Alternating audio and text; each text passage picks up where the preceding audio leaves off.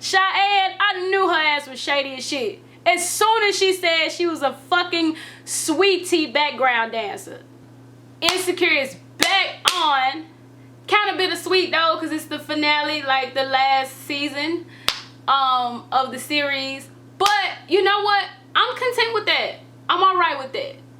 I'm alright with that because I'd rather we go out on a high note than like just still hanging around when it's like clearly time to end the show. You know, it's always best to bow out gracefully while you're at the high, right? Issa Rae is still very much in demand, and I'm not so messed up about it also because like I see that she has other shows in the work. And with that being said, I'm excited about that. So it's kind of bittersweet, but at the same time, you know, there's a light at the end of the tunnel because she's working on other things, and I love Issa Rae and her work in general, you know. So I'm excited, you know. I'm excited to see what's next and what's the next chapter in the next show, especially since I've been hearing like she's working with City Girls, and we all know like they funny as hell. So yeah, can't wait for that, right? So with that being said, I guess let's get into the review / commentary, because I don't really do traditional reviews of going through every scene, but I do like to, you know, make my commentary on the show and on the episodes. The episode starts off with Issa and all her friends preparing for that 10-year college reunion at Stanford University. And if I'm not mistaken, I think that's Issa Rae's real alma mater. So that's cool. And on top of that, just a double entendre. Like, I bet she does return back to Stanford, like, feeling like I'm that, you know, she that bitch. Because, like, look what the fuck she did when all y'all hoes was down her on YouTube and all this shit, you know. I think her parents wanted her to be a doctor or some shit, if I'm not mistaken, when I read her book, Awkward Black Girl. Which is a great book, by the way. If you love her, you should read that book. Yeah, but they all meet up for their 10th year anniversary at Stanford, you know, University. It was a PWI. And I want to say, like, they got that shit so right with, like, PWIs. Like, I attended the PWI, and it's like, when she made that comment about, like, look at us looking like a diversity brochure, that is exactly what the shit looks like. All right, the one, aka the, you know, like that whole little, I don't know, the whole little commercial they try to shoot for the brochure. But I mean, whatever, it is what it is. Molly and Issa, they're still like in an awkward phase in their friendship. We're trying to piece it back together. Which, you know, that's understandable, because honestly, I'm not gonna lie, if they would have picked up this episode with them just being all the way back 100, I kind of would have felt slighted, you know, as a viewer. I would have felt a little slighted, because I feel like last season, that scene that they ended with last season, I was not happy with that, because I feel like, well, damn, we'd have been through all this with these two, and like we just gonna end it at them at the table, and then we just gonna zoom out and shut the episode off. Like, I wanted to see what was gonna happen, like what was gonna be the thing. Like, why didn't Molly decide to meet up and fix things with Issa? Cause you know, you remember, like, she was so dead set on it's not her fault, it was all Issa's fault, and that was trash of her. So I wanted to know, like, okay, what was the moment that made her call her up? Was it her and her boyfriend breaking up, or what?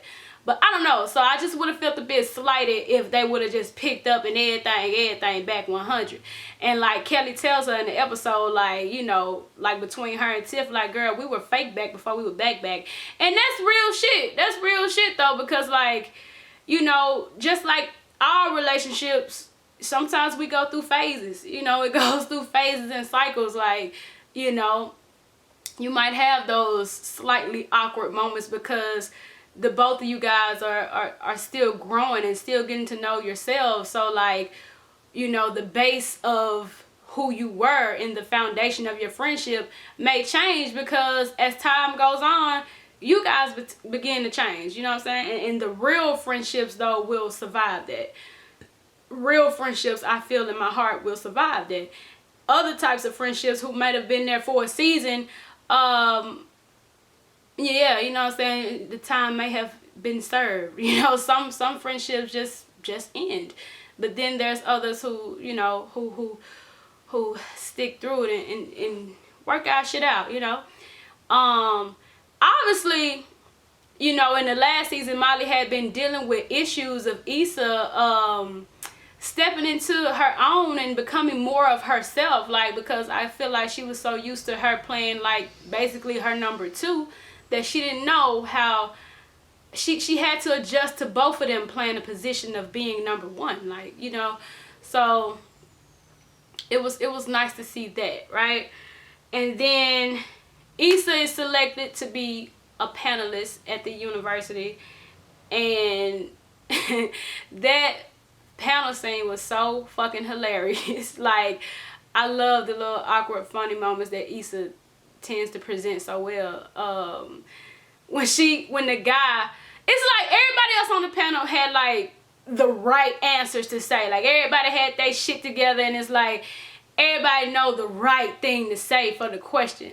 But Issa kept it real, you know. I agree with Molly with that. Like, you kept it real though, cause like you didn't go up there with a script and just knowing the perfect thing to say. You know, they were in the audience talking about the one guy who said the Biggie lyric, and Kelly was just like, this nigga gets it. Like, he's definitely like, you know, he has all the right answers and checks all the right boxes, but that don't mean that the nigga kept it real, you know. Like, I respect Issa's response because that's real shit. Hell, I felt that scene. I'm an entrepreneur myself, and shit ain't always what it seems to be on Instagram. You know what I'm saying? Entrepreneurship is not easy. Going after your ideas and your passion is not easy at all. To the outside world, you know, they only see, you know, the center of things when things are happening, but it takes a lot of fucking work to make things happen. And she's right.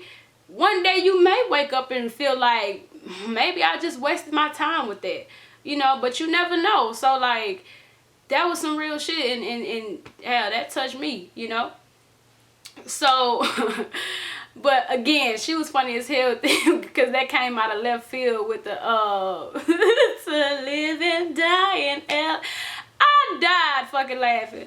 But on from that, we get her and oh shit, I forgot.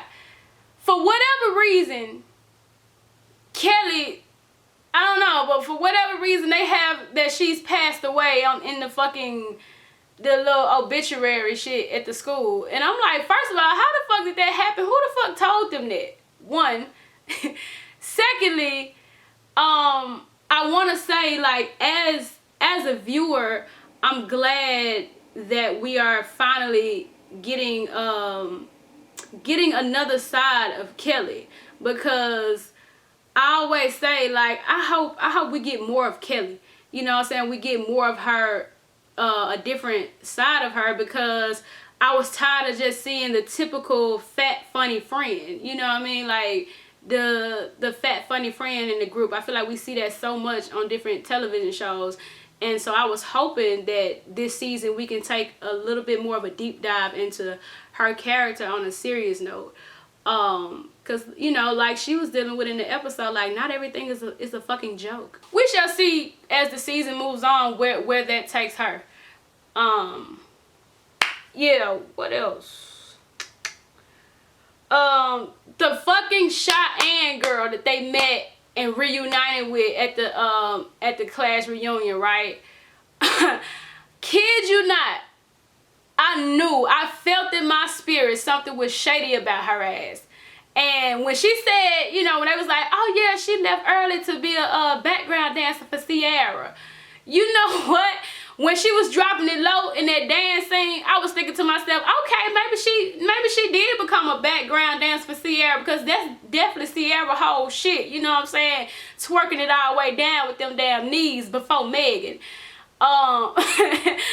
But she lost me when she said, yeah, I was currently in a Sweet Tea video. And I'm looking at her like, why the fuck would her old ass be in a Sweet Tea video?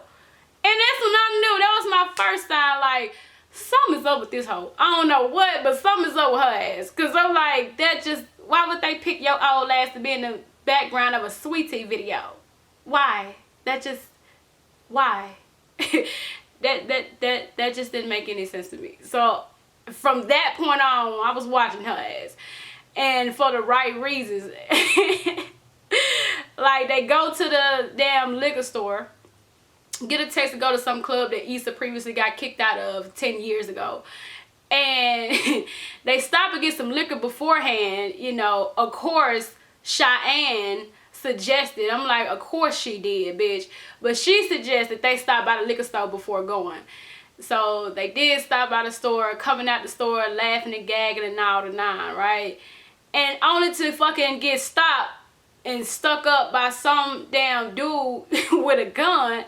And they all dramatic and shit. And then Cheyenne ass is like the most dramatic. So much so that the guy had to call her name and tell her, like, shut the fuck up. And that's when it clicked to them, like, wait a minute, like, you know, he said her name. So it's like, what the fuck? And Cheyenne, her shady ass, phony ass, like, all of a sudden switched the damn script. And like, yeah, bitch, anybody can get it. Ain't shit changed, bitch. And it was just like, oh my fucking God. First of all, she had already made it clear that she didn't pay to even attend the reunion. Like, so she's sneaking in. So I'm thinking to myself, well, damn, did she even attend the college? Because how the fuck did she get in, like, with these schemes and scams she running? So she might not even have been a real fucking classmate to begin with. I don't know. Fucking student to begin with. I don't know. But, that scene was funny as hell, and ultimately that moment of them being robbed was kind of a moment that helped to begin truly mending Issa and Molly's relationship. And that was a beautiful moment because it just made me think of, like, how me and my best friend is, like, because I'm thinking, like, if some shit like that would have happened to us, and of course, like, hopefully we survive the shit, you know, which is very much so possible in Memphis. But if some shit like that would have happened to us, I couldn't see us do shit but laugh afterwards. Like, I don't even think, like, we would have been, like, startled for real. Like, maybe in the moment, but, like, right after that shit, I guarantee you, like, we probably would have been laughing and cracking up too. Because I'm like, bitch, that shit was funny as hell. And, like, so it was good to see that moment. They have the scene where they go back and reminisce over Kelly and her life and her friendship and what she meant to them. And it was good to see that, you know what I mean, that they appreciate Kelly. Again, like I said, I'm so happy that we're seeing a different side of her, and she actually has feelings and concerns about things in her life as well. But yeah, she also starts a podcast, so it's like she kind of voices over as she's recording her podcast episode and leaves them with the question of, like, you know, if you knew that your time was soon to come, like, how would you go about life? You know what I mean? Like, what things would you go after? What would you leave behind? How would you move forward in life if you knew, you know, what you knew about, you know, when your time comes? And that was some real shit also. So it really, like, took a deep dive and had Issa to consider some things. Hell, even Molly, you know. Like, when they have the moment when when Issa was giving Molly advice on how she felt about this guy that she, you know, used to date in college or whatever, and I guess he want that old thing back, wants it to come around full circle. And Issa was just telling her, like, you know, be you. Like, you weren't, when I met you, like, you weren't pressed about anything, and that's what attracted me to you as a friend. And I just feel like you just shouldn't get in your head about it. And so to receive what Issa was saying and everything, you know, I feel like Molly appreciated it. And in that moment, you know, because remind you, like, the last season, she wasn't really trying to hear anything of what Issa was saying any longer when she, you know, said what she said about how she felt, gave her opinion about, you know, her life at the moment. And she didn't find it, she wasn't too fond of that. and she didn't like it. So then it was like, oh, well, I don't want your opinion on shit. And so now it's good to see that she's back opening up to like, you know what, I actually do want your opinion, and I value it. And also, I feel like in this episode, we began to see like Molly is finally learning to accept Issa as she evolves, as she grows and steps more into herself. Like after the panel, which Issa felt like the panel went fucking shitty, but Molly felt like no, it didn't, because like you were honest. You were the only one up there honest. So that's something to be proud of and celebrate. And she finally gives her props on acknowledging the fact that like, yo, you started a whole ass company. Remind you, in the season prior to this one, she wasn't really fucking with it. Like she didn't take shit serious about what Issa wanted to do. You know, she didn't take any of her passions or her goals serious. Everything was a fucking joke or some shit that she belittled over and over again. So it's good now to see like she's starting to see her for her, and not just seeing her, like I said earlier, as her number two, or you know, the fuck up that she has to be the savior toward.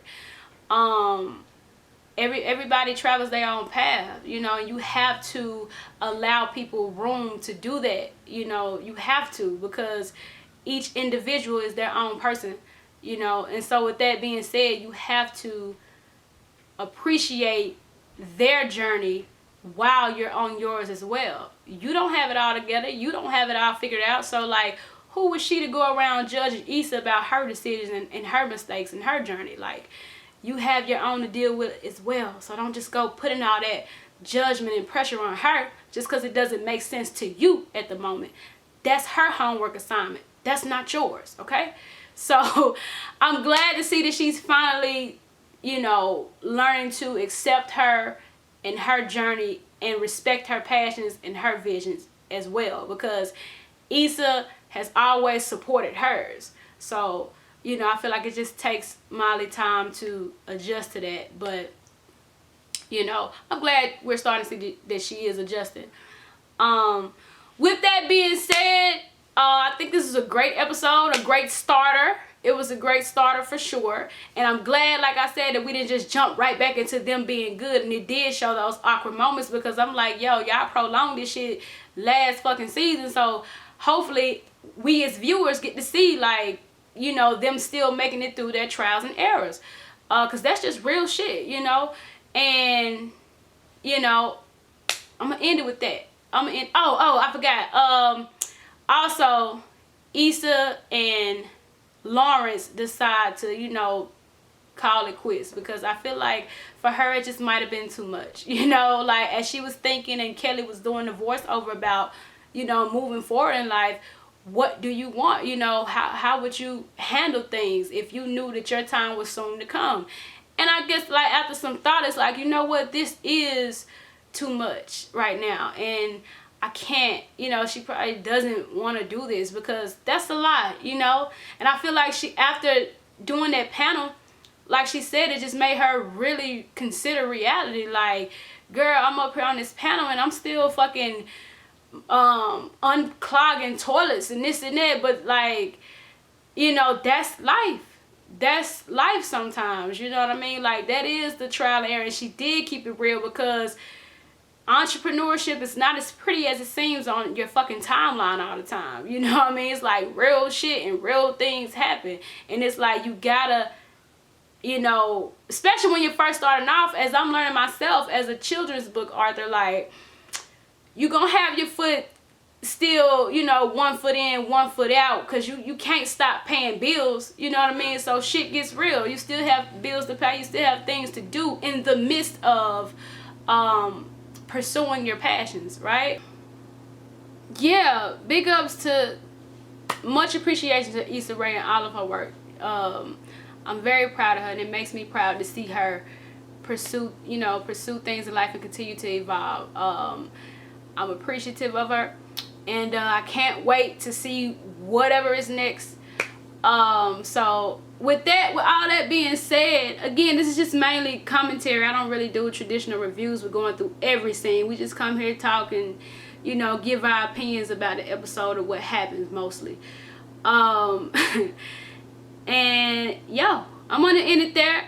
Thank you guys for watching and tuning in. Don't forget to like, subscribe, comment, all that good stuff. You know, I'm new to YouTube, so help me make my channel grow. You know what I'm saying? Help me to help you and vice versa, you know.